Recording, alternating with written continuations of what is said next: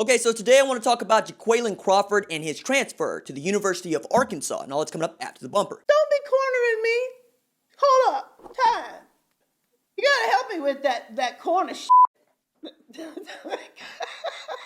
What's up, kinfolk? It's RJ Young. I am not on a step mill. Consider hitting the like and subscribe button because I upload a video every single day. It's always college football related, sports related. We have a good time today. I want to talk about the transfer of Jaqualyn Crawford to Arkansas. Sam Pittman coming into Oklahoma once again to take away what is not getting used at the University of Oklahoma. I feel about Jaqualyn Crawford going to University of Arkansas like I feel about, Levi Draper going to the University of Arkansas, which is to say good. Because one, the kid can play, and two, I need Arkansas to be good.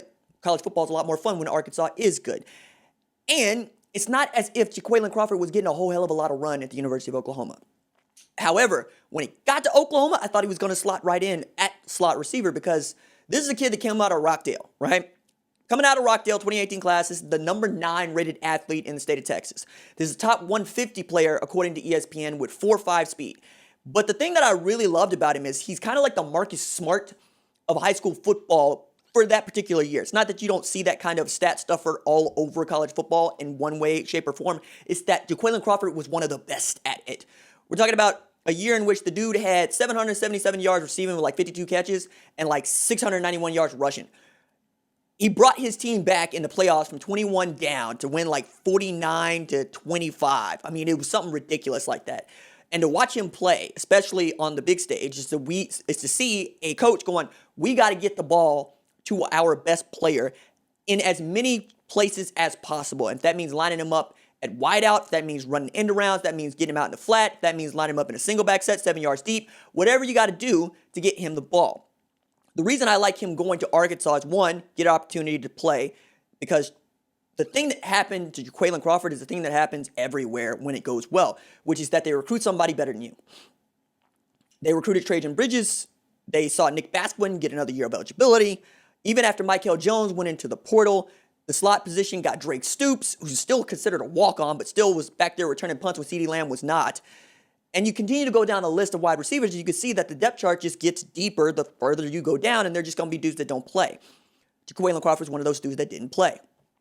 He has 0 stats at the University of Oklahoma, playing in 1 game in 2018. And then when Grinch came in to take over coaching the defense, he was moved to defensive back because they were trying to find somebody that could play that nickel safety spot, even moving Trajan Bridges over there for a little bit because they had somebody there that could play slot. All to say, Jaqualyn Crawford is one of these dudes that's like, look, I don't do that. What I do is catch the football and make plays with it. I am a yards after catch type of dude. I make people miss in space. I put linebackers on skates. I take the top off the defense. I'm the dude that you want running drags just over the top of the defensive line in the oncoming rush. I'm a guy that you can use in the middle screen, and I can take it to the house.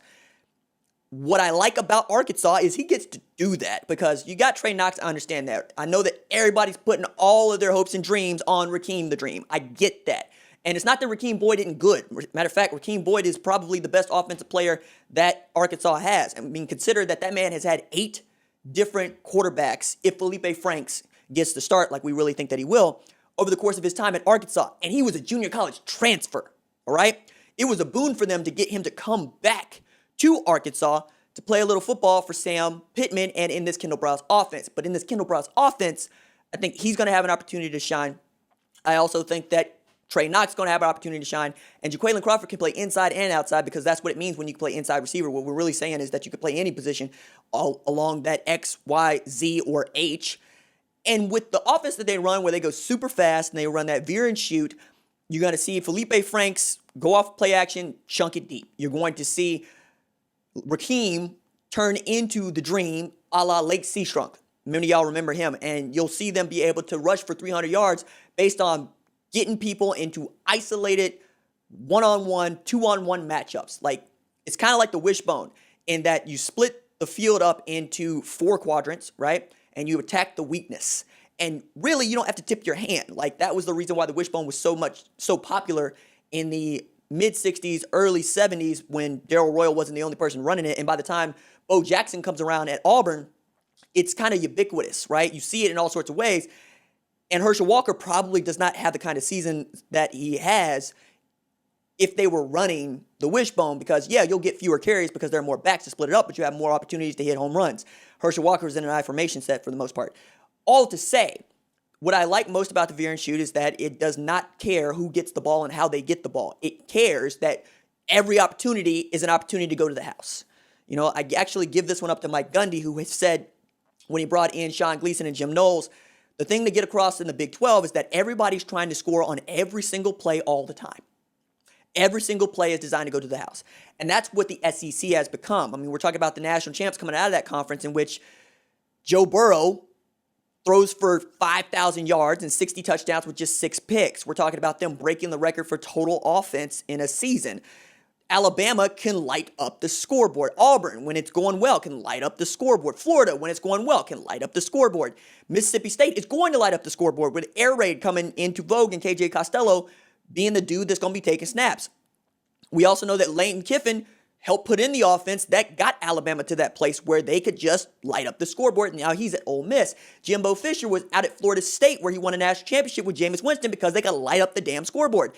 If you can get any sort of a defense, and that's a big if for Arkansas right now because Barry Odom is working with Bumper Poole, Levi Draper, Jalen Catalon, and perhaps a true freshman and Miles Slusher in addition to trying to figure out what his defensive line is going to look like in a pandemic. However, Jaqualyn Crawford is going to give you great looks. He's going to give you an opportunity to make plays, and he's one of these versatile players that you need who can score on every single play he touches the football. I can't say that about every single offensive player, but you need to be able to say it about most of your skill position players. If you don't have a skill position player at every position that can score on every single play, you are wasting a spot. Quite honestly, if you don't have a running back that can outrun defensive backs to get to the end zone, you could probably recruit somebody now that can. If you don't have a wide receiver that can turn a slant into a touchdown, you can recruit somebody that can. And while they're continuing to try to bolster this roster with all kinds of transfers and the like, I really like that Sam Pittman is not cared about where these kids are coming from, and he's really doing a good job of getting high character kids in my estimation because I follow most of these kids in recruiting, and specifically the ones that go to Oklahoma, I have a keen interest in.